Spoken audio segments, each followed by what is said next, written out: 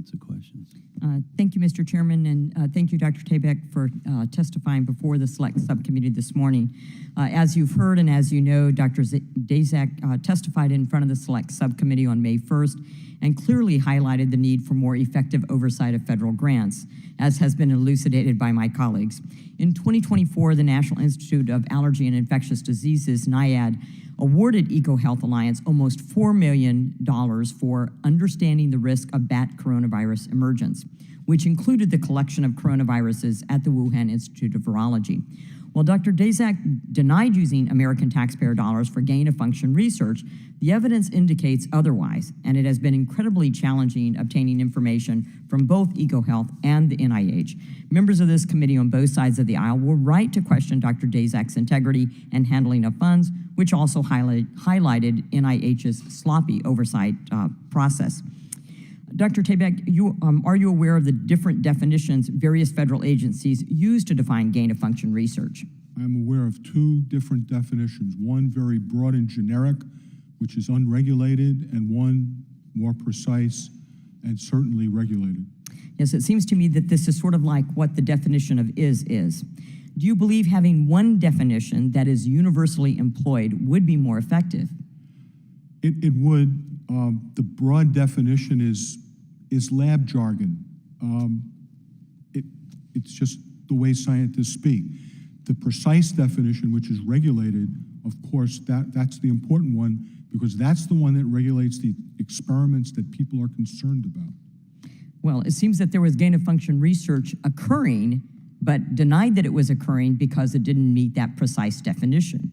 Do you believe that having multiple definitions of gain-of-function research has led to gaps in oversight? I believe it leads to confusion. I think those who are regulating things understand that they need to use the regulatory framework. Have grant recipients like EcoHealth exploited these inconsistencies? I can't speak to that, I don't know. As I mentioned, the Understanding the Risk of Bat Coronavirus Emergent grant was an almost $4 million grant that partially went to the Wuhan Institute of Virology and the Wuhan University of Public Health.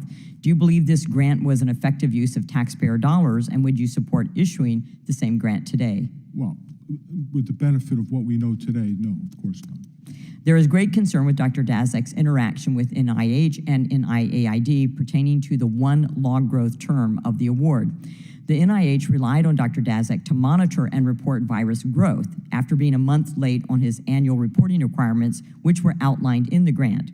Dr. Tabak, looking back, did the NIH rely too much on Dr. Daszak's self-reporting information? Again, with the benefit of hindsight, we did, because we never received the information, unfortunately. Well, as an ophthalmologist, hindsight is always 20/20. Indeed. Was the information NIH received accurate? From Dr. Daszak? We don't think so, and that's why we asked for the additional materials, the metadata, the electronic records, the laboratory notebooks, which hopefully would have been able to clarify all of these issues. And I think it's one of the reasons why HHS yesterday took the extraordinary step after the great work of this select subcommittee under Dr. Winstrup's leadership, took the extraordinary step of defunding EcoHealth, which was appropriate given the inconsistencies, inaccurate information, and denial of research. With that, I yield. Thank you.